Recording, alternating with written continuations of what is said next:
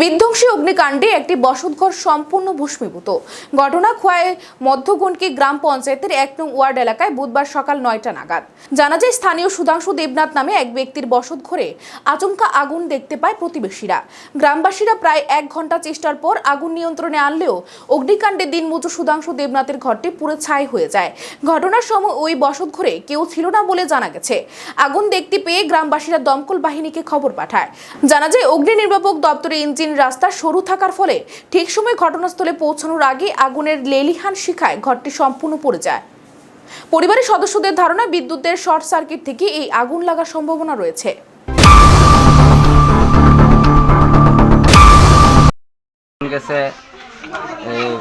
আগুন লাগছে, আমি এদিকে আইতে শেষ কারেন্ট থেকে লাগছে। পরে দমকল কর্মীরা খবর জানছিনি, খবর দেওয়া হয়েছে, তারা আইছে। ক্ষয়ক্ষতির পরিমাণ কত হইব? তো ৫ লাখ টাকা। নাম কি? সুধাংশু দেবনাথ। বাড়ি মধ্যগণকি ১ নং ওয়ার্ড।